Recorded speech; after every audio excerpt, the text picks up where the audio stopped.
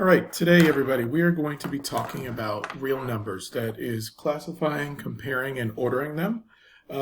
This is an extension of what you would have learned in 7th grade in terms of your numbering systems. Now, the highest that you got last year was the rational number system. This year, we will be talking about irrationals as well as rationals, which all fall under the category of a real number.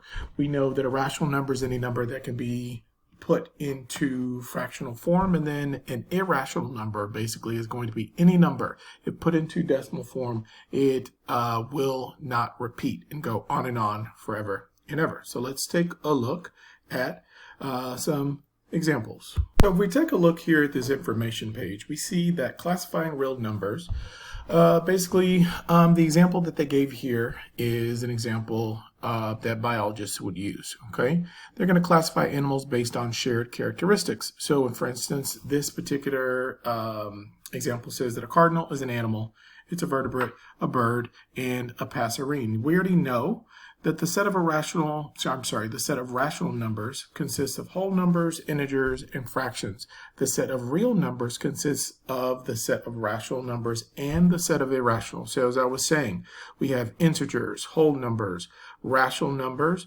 under the umbrella of a real number. So if I were to take the square root of 17, the square root of 2, pi, etc., these are all going to be irrationals. Again, all falling under the scope of a real number. Briefly talk about squares and square roots. So if we look at this list, we know that if I were to take 1 squared, that means multiplying 1 by 1, or any number by itself. That's going to give me, in this case, 1. 2 squared, 2 times 2 is going to be 4. 3 squared, 3 times 3 is going to be 9. So much in the same way, we have what's called a square root. This is going to be a number where I can break this number down. What number times another number is going to give me 1? So this is going to give me 1. So I know that 1 times 1, if I were to break this down, 1 times 1, putting this under the square root symbol, is going to give me 1. I know that 4, the square root of 4, what number times itself is going to give me this number? That would be 2. So if we take a look here, these are all what are called perfect squares. So if I had, say, the number 2, I need to figure out a number times itself that's going to give me 2. That's not going to be what's called a perfect square. But we'll delve more into that as we go along in the year. So the first concept that we're going to be looking at is comparing irrational numbers.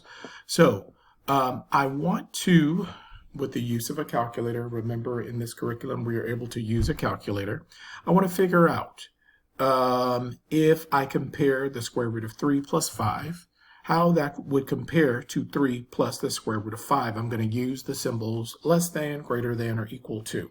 Okay, so if we look here in this particular example, we're going to find the approximation of the square root of 3.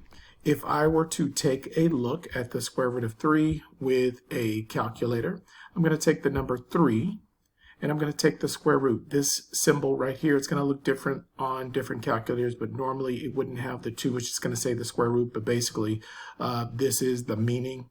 And so I'm going to take the square root of that. So as you notice here, the square root of 3 is going to give me approximately 1.73. They have approximated it to be using estimation at 1.5, but we know we can get the exact approximation as 1.73. Next, I need to get the approximation of the square root of 5. I could do the exact same thing here. 5, take the square root. That's going to give me 2.23. So if I have 1.73 as the approximation of the square root of 3, and then if I have the square root of 5, which is 2.23, okay, 2.24 rather. Okay, now when I compare those two, I know that 1.73 is going to be less than 2.24. So I know when I put those together, when I add the square root of 3 plus 5, it's going to give me a number that's between 6 and 7. When I add 3 and the square root of 5, it's going to give me a number that's between 5 and 6. So we know that this would be the appropriate way to state this expression, in that we have the square root of 3 plus 5 is going to be greater than 3 plus the square root of 5. So we're going to look at some examples now, just in case that was a little confusing. I don't want you to be freaked out by this, in that this is just a matter of simplifying. We have been doing simplifying and comparing numbers for a very long time through several different grades, and I'm going to show you when I click over to the drawings page what this would actually be. So at this point, what I'm doing is I'm simply writing down my examples. I have the square root of 2 plus 4, and I need to compare that less than, greater than, or equal to the number 2 plus the square root of 4. So the trap that I do not want you to fall in, just because the same digits are being used, okay, they mean different things when there is a square root involved. So please keep that in mind. Okay, so let's go ahead and go over to my drawings page. So on my drawings page, I have these examples written down. And what I'm going to do is I'm going to continue to simplify them. So I want to pull up my calculator here. The calculator is going to tell me the square root of 2. So I'm going to put in 2, take the square root of that. So that number is going to be, and I'm only going to use it up to the nearest tenth for our purposes. So we'll do hundredths just to make sure. So that's 1.41, okay? And I am going to do the square root of 4, okay? So as we saw on the previous page, the square root of 4 is going to be a perfect square. 2 times 2 will give me 4. So basically 1.41 times 1.41 should give me approximately 2, if that makes sense. Okay, so I know that the square root of 4 is going to be 2. So I'm simply restating these things, okay? So this is a simplification of what's above here. So if I add these together, we now know that 1.41 plus 4 is going to give me 5.41. If I add 2 and 2, that is going to give me 4. So if I were now going to compare these, this now looks like something that you recognize. Is 5.41 greater than 4? Absolutely it is. Okay? Now, moving over to the second example. I want to take the square root of 12 because I know that there is no number if I multiply them by itself. Sort of like in the old school where you had your number bonds, okay? What number times itself is going to give me 12? There is no number that does that. So I need to use the calculator to give me a good approximation. Let's look at the square root of 6. Is there any number that I can multiply by itself to give me 6? Absolutely not. Okay, so now let's go ahead and go back to our calculator. So let me reduce the size of this. All right, so now what I'm going to do is I'm going to take the number 12. 1, 2, take the square root of that. Okay, so now I have an approximation of 3.46 as rounded to the nearest hundredth. Now, let's go ahead and clear that out. I want to get the square root of 6. Take the square root of 6. That's going to give me 2.45. And I'm going to write that down over here. So I have 12, okay, and 6. So now I'm going to take these two numbers and I am going to simplify these two. So if I have 6 plus 3.46, I'm going to get 9.46. If I have 12 plus 2.45, okay, and that is going to give me 14.45.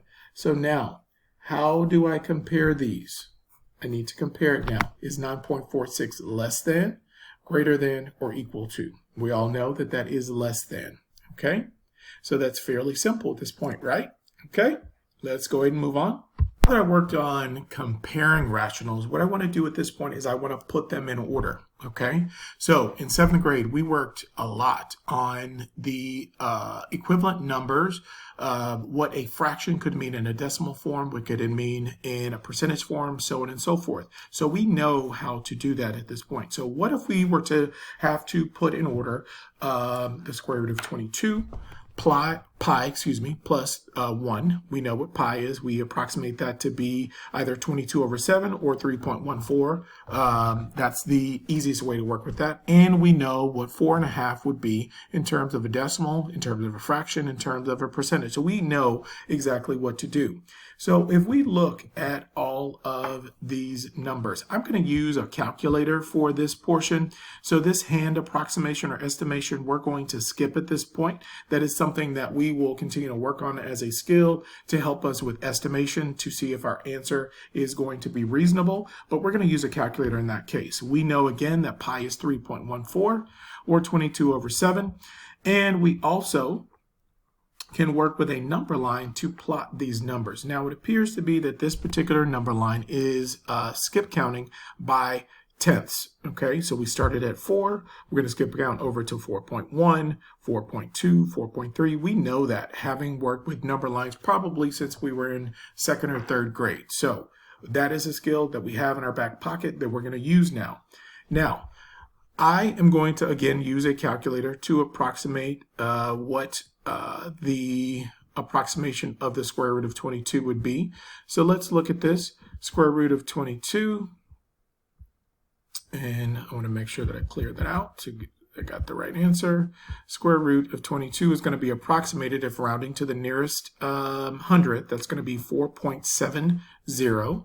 So if you notice here, we have they used an approximation by hand. So they approximated it to be 4.65. This is why it's plotted here. But using the calculator and getting more specific, we're able to get more to the actual number. So again, rounded to the nearest hundredth is going to be 4.70. So again, we would simply move this over to this particular place. We know for a fact that 4.5, that is an exact terminating decimal, or could be converted to a terminating decimal of 4.5. And then we know that pi is approximated to 3.14 plus 1 would give me 4.14, which we would approximate to be somewhere in this area. Because remember, this is 4.1, it's not 4.2, so it's somewhere sort of in the middle. So that's where they plotted it here. So let's go ahead and look at some more examples.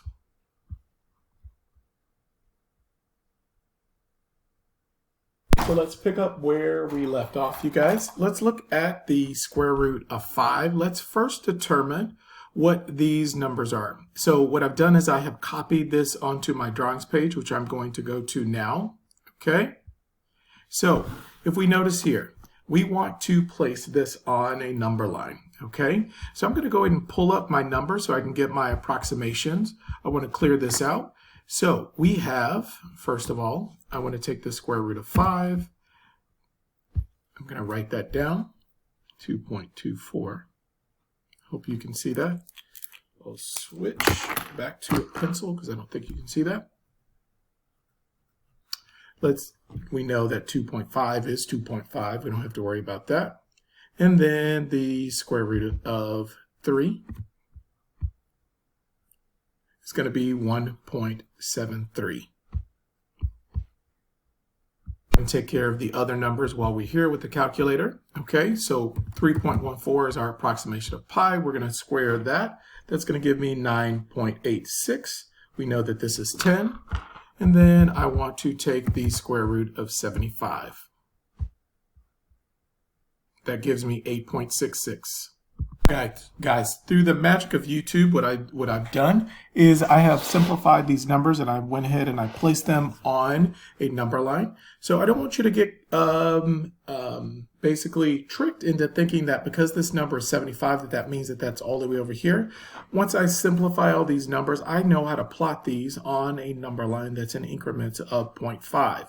Okay, so the number order would actually be the square root of 3, square root of 5, 2.5, the square root of 75, 9.86, and 10. Now, as always, guys, I will see you tomorrow. If you have any questions, black this video up, write me a note, or come to one of my tutorials. See you soon.